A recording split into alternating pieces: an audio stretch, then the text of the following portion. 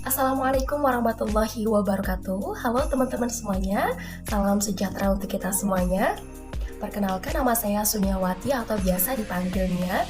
Sekarang saya sedang menempuh pendidikan tinggi di Politeknik Fiksi Input Serang dan saya mengambil prodi D3 Sekretaris dan saya sekarang sudah semester 2. Nah, di video kali ini atau di kesempatan kali ini saya akan membahas materi saya sebelum UTS pas semester 2. Materinya itu tentang apa aja sih? Yang pertama yang akan kita bahas di video kali ini adalah yang pertama, keterampilan menulis. Yang kedua, keterampilan membaca. Yang ketiga, keterampilan menyimak. Dan yang terakhir atau yang keempat adalah keterampilan berbicara. Khususnya, kita akan membahas keterampilan-keterampilan ini untuk di perguruan tinggi atau sekelas mahasiswa.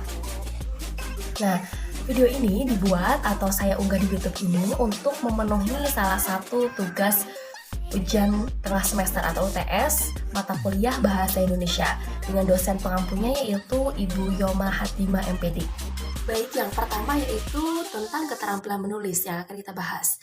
Sebelum kita ke keterampilan menulisnya, kita harus ketahui apa sih keterampilan menulis itu.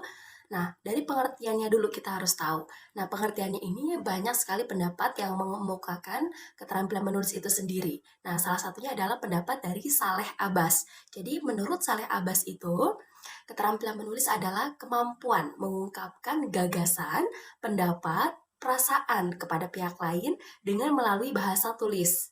Ketepatan pengungkapannya juga pun harus didukung dengan keterampilan bahasa yang digunakan atau ketepatan bahasa yang digunakan dan kosakatanya juga, gramatikalnya juga, dan penggunaan ejaannya juga. Nah, itu menurut Saleh Abbas. Nah, kalau tadi kita sempat bahas menurut pendapat Saleh Abbas. Nah, sekarang ada pendapat lain nih tentang keterampilan menulis, yaitu dari Suparno dan Muhammad Yunus.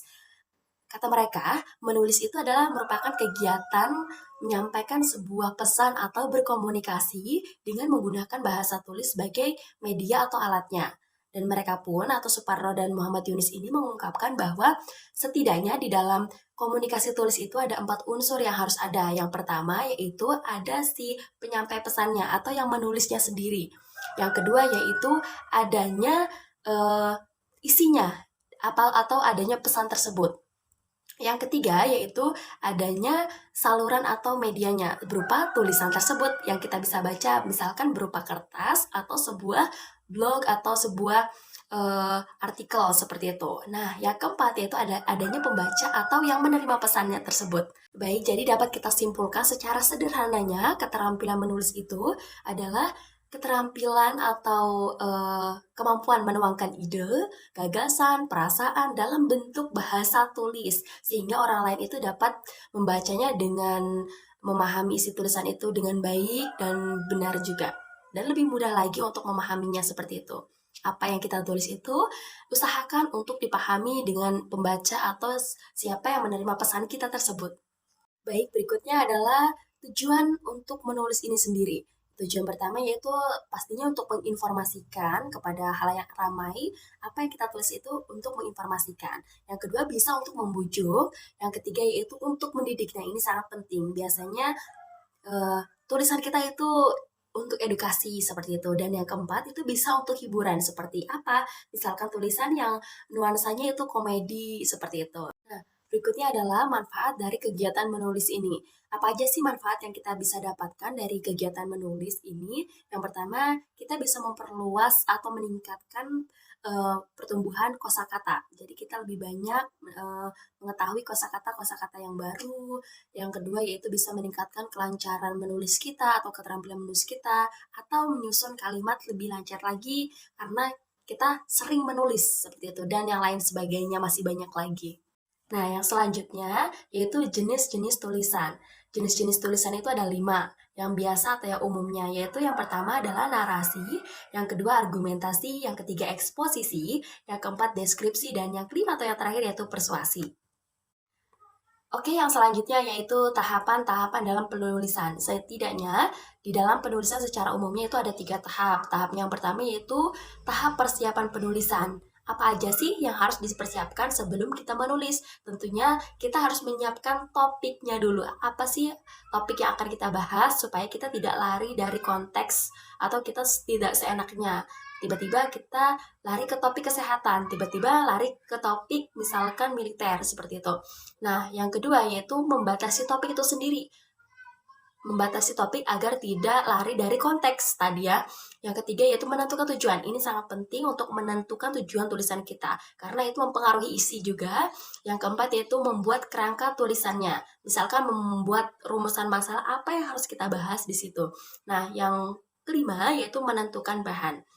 Itu tahap persiapan penulisan. Yang kedua yaitu ada tahap penulisannya sendiri, yaitu yang paling penting dan orang-orang pasti akan membaca di tahap penulisan ini. Makanya di sini kita harus teliti, benar-benar kita harus menjelaskan butir-butir dari penulisan kita. Dari kerangka tadi kita jabarkan lagi menjadi sebuah pembahasan atau penjelasan yang jelas dan mudah dipahami oleh pendengar atau pembaca. Nah, yang ketiga yaitu tahap revisi. Nah, setelah kita selesai menjelaskan atau memaparkan semua butir-butir topik tadi atau semua topik tadi, sekarang kita masuk ke tahap revisi. Tahap revisi ini penting sekali untuk mengecek kembali tulisan kita itu sudah benar ataukah tidak, seperti itu. Dan yang terakhir, kita pembahasan tentang menulis ini adalah pentingkah sebenarnya keterampilan menulis ini di perguruan tinggi? Tentu jawabannya sangat penting ya, karena seorang mahasiswa atau seorang dosen itu tidak luput dari tulis-menulis, entah itu ketikan atau lewat manual. Contohnya kita mahasiswa diberikan tugas untuk menulis proposal, untuk membuat makalah, untuk apalagi di akhir ada menyusun skripsi. Nah, itu sangat penting sekali kita mempunyai keterampilan menulis seperti itu. Nah, yang selanjutnya yang akan kita bahas yaitu yang kedua, yaitu tentang keterampilan membaca. Jadi keterampilan membaca itu adalah kegiatan atau aktivitas yang sangat kompleks sekali yang melibatkan berbagai faktor yang mendatangnya dari diri sendiri atau dari diri si pembaca ataupun dari luar juga bisa jadi. Nah, membaca ini adalah salah satu dari 4 kemampuan berbahasa pokok dan merupakan suatu bagian dari komponen atau dari bagian dari komunikasi tulisan. Nah, secara garis besar juga aktivitas membaca ini berkaitan dengan 2 hal, yaitu adanya pembaca dan adanya bacaan atau bacaan dan pembaca.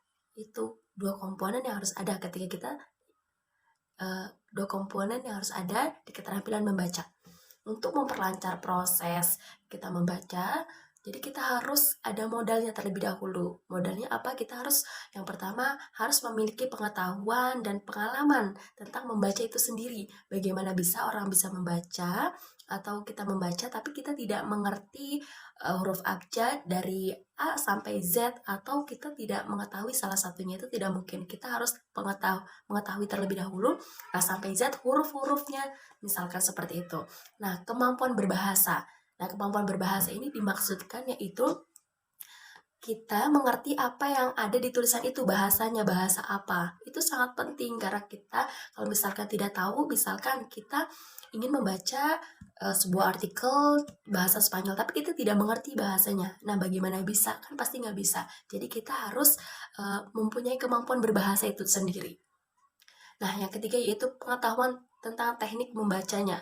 Nah, ketika kita membaca, kita juga harus tahu tekniknya. Teknik yang benar ketika membaca itu bagaimana sih? Ya, biasa kita membaca, kita bisa membaca seperti disuarakan ataupun tidak, itu termasuk juga teknik membaca. Tapi yang paling benar untuk teknik membaca itu adalah pastikan kalau kita itu tuh benar-benar siap untuk membaca. Jadi dari posisi kita sudah siap, misalkan kita duduk, pastikan posisi kita duduk ya, jangan berbaring dan jangan berdiri. Kalau misalkan ini benar-benar fokus, ingin benar-benar dapat apa yang kita bacain, apa yang kita baca itu benar-benar kita paham. Nah, posisi duduk, kita harus senyaman mungkin agar kita fokus dengan bacaan kita. Nah, kalau misalkan tips yang kedua, yaitu kita yang bermain itu bukannya kepala yang mengikuti bacaan tersebut, tetapi hanya mata. Kontak mata yang mengikuti alur dari bacaan tersebut. Jadi lebih bercepat dan lebih efektif lagi. Nah, yang ketiga yaitu usahakan ketika kita membaca, kita membacanya di dalam hati atau tidak disuarakan. Tapi ini fleksibel. Mungkin ada orang-orang yang kalau misalkan membaca disuarakan itu lebih mengerti atau lebih paham, dan ada orang-orang yang membaca di dalam hati itu lebih paham, seperti itu. Jadi fleksibel. Nah, yang terpenting ketika kita membaca itu jangan di suasana yang ramai. Posisikan kita itu suasana yang nyaman dan kita fokus. Suasana yang ramai seperti di kendaraan, di pasar, ataupun di supermarket, ataupun di mall itu tidak disarankan untuk membaca, karena apa yang kita baca itu tidak akan kita pahami, karena suasana yang ramai tersebut berpengaruh, sangat-sangat berpengaruh. Nah, yang ketiga atau yang terakhir, yang keempat, yaitu tujuan membaca. Apa sih tujuan kita membaca? Pastinya kita ingin mengetahui apa sih. Misalkan kita ingin mengetahui tentang suatu hal dengan membaca itu, misalkan artikel apa, artikel tentang kesehatan, kita membacanya karena kita ingin tahu tentang informasi-informasi kesehatan. Seperti itu. Nah, yang berikutnya adalah pentingkah, sama seperti halnya menulis, sangat penting untuk mahasiswa. Nah, di sini juga membaca itu sangat penting, keterampilan membaca itu sangat penting bagi mahasiswa. Mengapa? Karena seorang mahasiswa itu tidak lagi seorang anak SD, seorang anak SMP, atau seorang anak SMA yang ketika membaca itu pelan-pelan misalkan. Nah, ketika membaca itu masih semaunya sendiri, maksudnya posisi masih berbaring, masih di tempat ramai, ataupun hal-hal yang lain yang tidak mendukung kita memahami bacaan tersebut. Nah, di sini keterampilan membaca itu sangatlah penting bagi mahasiswa, terutama pengetahuan tentang membaca. Supaya apa? Supaya kita membaca dengan baik, cepat, tepat, dan kita memahaminya juga apa yang kita baca. Karena seorang mahasiswa itu dituntut untuk cepat dalam membaca, cepat dalam melakukan segala sesuatu hal, karena yaitu kita bukan anak SD lagi, kita bukan anak SMP lagi, tapi kita seorang mahasiswa. Itulah pentingnya keterampilan membaca bagi seorang mahasiswa. Baik, yang selanjutnya yang akan kita bahas yaitu topik yang ketiga, yaitu tentang keterampilan menyimak. Nah, keterampilan menyimak ini adalah salah satu dari 4 kemampuan yang harus dimiliki oleh setiap manusia, harus dimiliki oleh setiap orang. Dengan adanya kemampuan ini, seseorang itu dapat mengetahui dan memahami informasi itu dengan baik dan tepat. Baik itu berupa percakapan, opini, atau fakta-fakta dan pengetahuan yang disampaikan melalui orang ataupun media ataupun dengan tulisan. Baik, yang berikutnya akan kita bahas yaitu tentang proses menyimak itu sendiri. Tadi kita sudah mengetahui bahwa menyimak itu untuk memahami atau kita mendapatkan informasi itu dengan baik dan tepat ya. Nah, ada tahapan-tahapan dalam menyimak. Yang pertama yaitu tahap kita mendengar. Ketika kita menyimak, pasti kita mendengarkan terlebih dahulu. Apa misalkan materi ataupun kita mendengarkan video atau melihat video, pasti kita mendengarkan terlebih dahulu. Nah, setelah mendengarkan, tahap yang kedua yaitu tahap memahami. Setelah kita mendengar, pasti kita mencoba untuk memahami. Yang ketiga yaitu tahap menginterpretasi. Yang keempat yaitu tahap mengevaluasi. Apakah ini benar atau salah, misalkan seperti itu. Apa informasi yang kita dapatkan itu. Dan kelima yaitu tahap menanggapi. Nah, di sini klimaksnya kita dapat menanggapi sebuah informasi itu dengan baik dan benar ketika kita menyimak atau memahaminya itu dengan benar juga.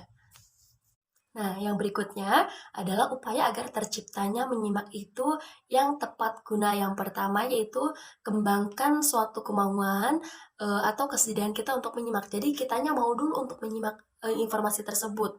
Nah, yang kedua yaitu menyimak lebih lama lagi. Jadi ketika kita menyimak lebih lama, maka informasi itu akan lebih banyak kita dapatkan. Yang ketiga yaitu menyimak lebih sering.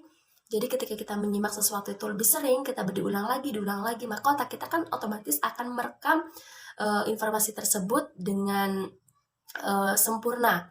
Nah, itu kita tidak akan hilang-hilang apa informasi yang kita sudah dapatkan, sehingga kita dapat memahami dengan menyimak lebih sering itu. Nah, yang selanjutnya yaitu menyimak dengan penuh respect. Jadi, kita benar-benar emang menyimak, bukan hanya duduk ataupun kita hanya iseng-iseng mendengarkan, tapi kita benar-benar respect atas informasi tersebut. Nah, yang selanjutnya yaitu menyimak dengan adanya umpan balik, ada feedback dari kitanya.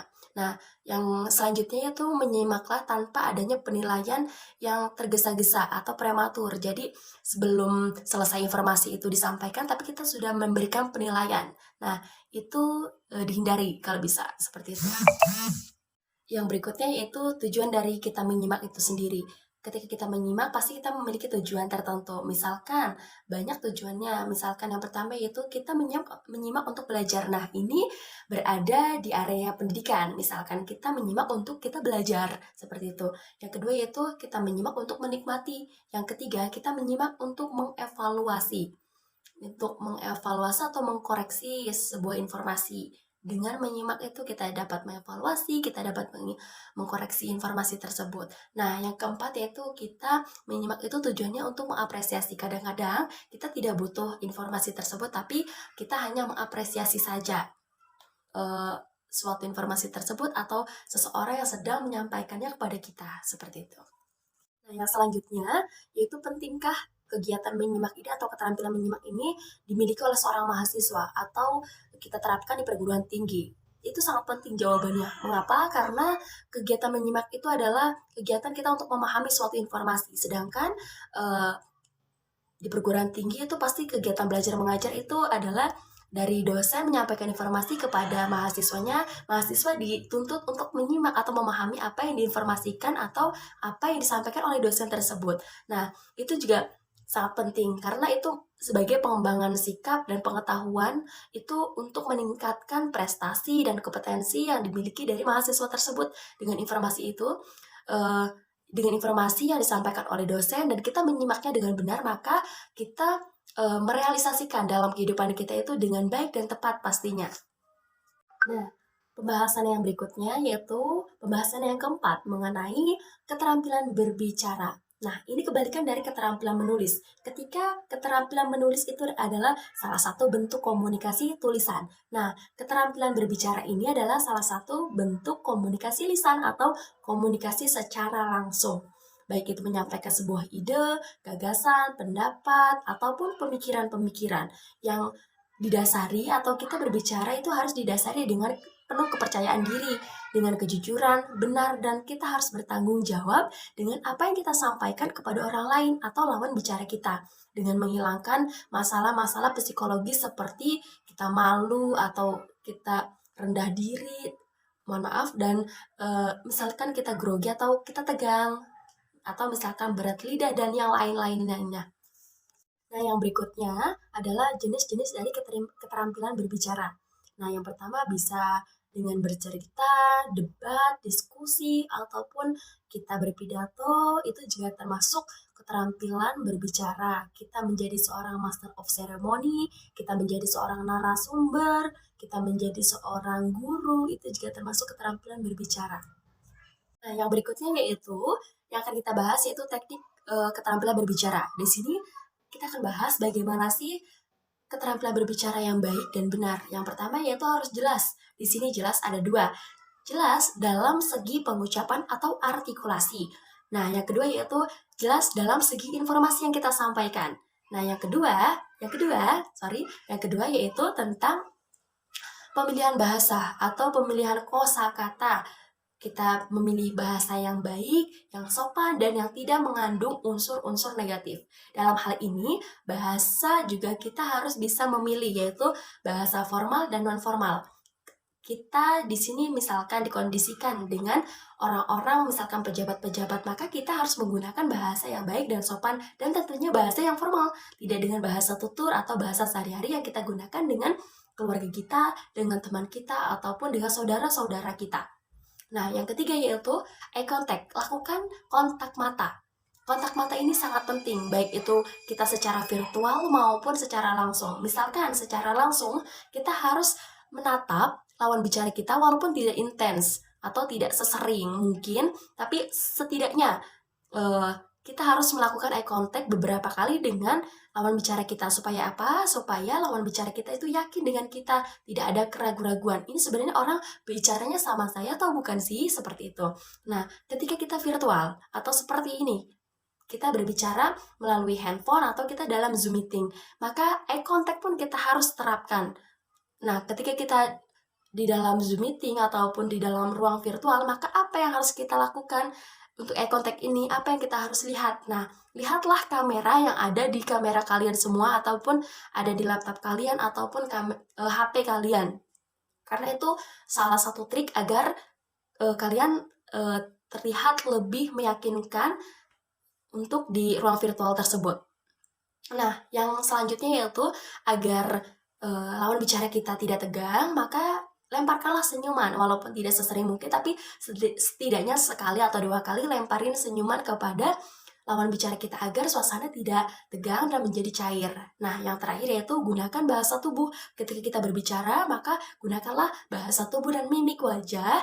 Ketika kita berbicara senang, maka mimik wajah kita harus senang. Ketika kita berbicara atau menceritakan suatu hal yang sedih, maka mimik wajah kita juga harus sedih. Dan gunakan bahasa tubuh sebagai pendukung untuk kita berbicara, seperti itu. Nah, yang berikutnya yaitu faktor penilaian keterampilan berbicara.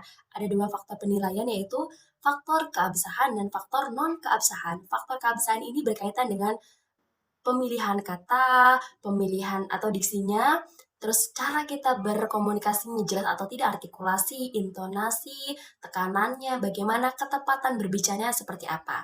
Nah, sedangkan faktor non-keabsahan itu lebih ke perilaku. Misalkan bagaimana gerak-gerik kita, bagaimana sikap kita yang wajar kepada lawan bicara kita, bagaimana pandangan kita, seperti cara duduk kita mungkin, cara berdiri, seperti itu, dan cara menghargai orang lain.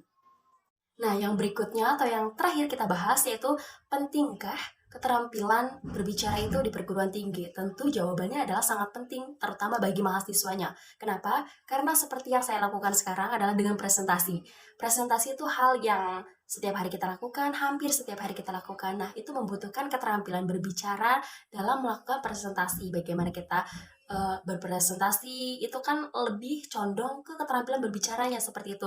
Bagaimana kita mengungkapkan pendapat, bagaimana kita mengeluarkan ide-ide dengan secara langsung, seperti itu. Bagaimana kita melakukan KKM, seperti dengan kita mengajar kepada anak-anak yang ada di sebuah kampus tersebut, atau kita bersosialisasi kampus misalkan. Nah, itu semua menggunakan keterampilan berbicara. Nah, itulah penting sekali keterampilan berbicara bagi setiap mahasiswa. Baiklah teman-teman semuanya, itu tadi pembahasan tentang 4 materi, yaitu keterampilan menulis, mulai dari menulis, membaca, menyimak, dan keterampilan berbicara. Semoga apa yang saya sampaikan di video ini bisa bermanfaat dan bisa membantu teman-teman semua yang masih bingung tentang materi tersebut.